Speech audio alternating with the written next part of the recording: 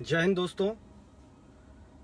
आज इस Facebook live करने का मकसद है इस देश के युवाओं को बार बार जिस बात के लिए हम सभी युवा हिंद अधिकार शक्ति पार्टी जगा रही है, जागरूक कर रही है कि कब तक इस देश का युवा सड़कों पर डंडा खाते रहेगा, कब तक इस देश का युवा अपने ही सरकार से, अपने ही चुने हुए प्रतिनिधियों से भीख मांगते रहेगा। क्योंकि आज कोई भी पार्टी, कोई भी नेता युवाओं के अधिकारों की बात नहीं कर रहा है, उनके रोजगार की बात नहीं कर रहा है। और इसके पीछे कारण जो भी हो, लेकिन जो सबसे मुख्य कारण ये है कि देश का युवा बटा हुआ है, देश के युवाओं की शक्ति बटी हुई है, देश के युवाओं में एकता नहीं है। और जब बात खासकर राजनीति की होती है तो देश का युवा 2-3 गुटों में बट जाता है, अपने अपने पार्टियों के लिए बोलने लग जाता है, अपने अपने नेताओं के लिए बोलने लग जाता है। देश के युवाओं को बुरी तरीके से बांट दिया गया है।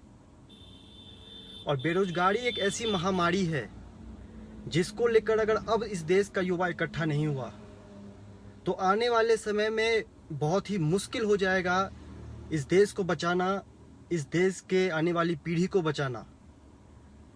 तो ऐसे में जो काम युवा हिंद अधिकार शक्ति कर रही है और हम लोग कर रहे हैं, ये बहुत ही कठिन काम है। कोई बड़ी पार्टी युवाओं को एक साथ करने की बात नहीं करती है, कोई भी बड़ा नेता युवाओं को एक मंच पर लाने की बात नहीं करता है, क्योंकि युवाओं की बटी हुई शक्ति ही उस नेता का आधार है, उस नेता के वहां तक पहुंचने का कारण है। जब तक आप इस देश के युवाओं को इकट्ठा नहीं करेंगे, एक साथ उनकी शक्ति को जो विभाजित हो चुकी है उसको एक मंच पर लेकर नहीं आएंगे, तब तक युवा अपने अधिकार के लिए यूं ही सड़कों पर अपने ही पुलिस से, अपने ही लोगों से डंडा खाते रहेगा। युवा हिंद अधिकार शक्ति जो काम कर रही है वो काम बहुत पहले हो जाना चाहिए था इस देश के अंदर, लेकिन क्योंकि ये काम इतना कठिन है कि इस देश में इस काम को करने की हिम्मत इससे पहले किसी ने दिखाई नहीं है। और हमारे साथ भी इतनी समस्याएं आ रही है। युवाओं को एक साथ लाना सबसे बड़ा चुनौती है इस देश के अंदर। सबसे बड़ी कठिनाई अगर किसी चीज में आती है तो युवाओं को एक साथ लाने में आती है। लेकिन फिर भी युवा इस देश का एक साथ अब जुड़ने को तैयार है। अब युवा एक साथ एक मंच पर आने को तैयार है और राजनीतिक अधिकार लेने के लिए तैयार है। क्यों ऐसा होता है कि हर राज्य में जब भी चुनाव आती है तो युवाओं की बात होती है, उनके रोजगार की बात होती है, बड़े बड़े वादे कर दिए जाते हैं। कोई 2 करोड़ रोजगार की बात करता है, कोई 20 लाख रोजगार की बात करता है, लेकिन चुनाव खत्म होते ही युवाओं के अधिकार खत्म कर दिए जाते हैं। उनके अधिकारों की जब वो बात करते हैं तो उसके बाद उन पर डंडे बरसा दिए जाते हैं। और यही इस देश में आजादी के बाद से होते चला आया है। तो अब इस देश के युवाओं को एक साथ आना पड़ेगा, अपने अधिकारों के लिए राजनीतिक लड़ाई लड़नी पड़ेगी।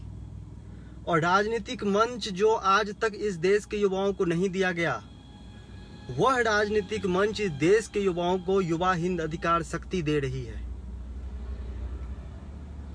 क्योंकि आज सबसे ज्यादा अगर किसी चीज की जरूरत है तो वो है युवाओं के अधिकार की। और युवाओं का सबसे बड़ा अधिकार है उनके रोजगार का अधिकार। उनको अब रोजगार का अधिकार मिलना चाहिए। ये चुनावों के समय में जो झांसे दिए जाते हैं ये राजनीतिक दलों के द्वारा,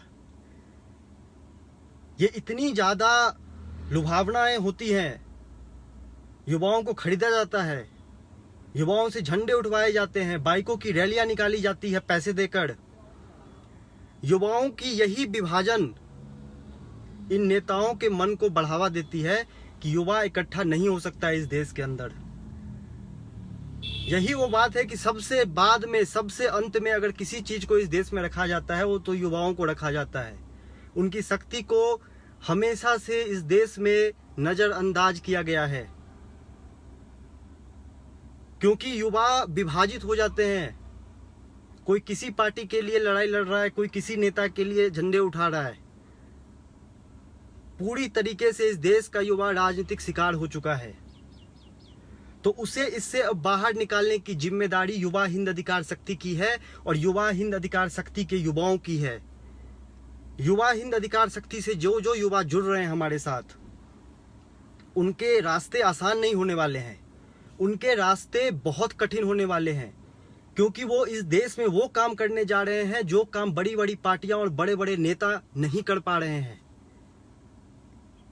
लेकिन युवाओं को इकट्ठा रखना, उनकी एनर्जी को एक मंच पर संयमित करके रखना, ये कितना कठिन काम है, ये इस बात का आप अंदाजा लगा सकते हैं। लेकिन मैं इस देश के युवाओं से कहना चाहता हूं कि अगर आप अभी भी अपने शक्ति को इकट्ठा करके एक राजनीतिक लड़ाई नहीं लड़ेंगे तो कब तक आप सड़कों पर अपने अधिकारों के लिए डंडे खाते रहेंगे। हम सब देख रहे हैं, किसी भी राज्य में जब युवा सड़कों पर उतरता है तो उस पर लाठियां बरसा दी जाती है, उसकी बात तक सुनने वाला कोई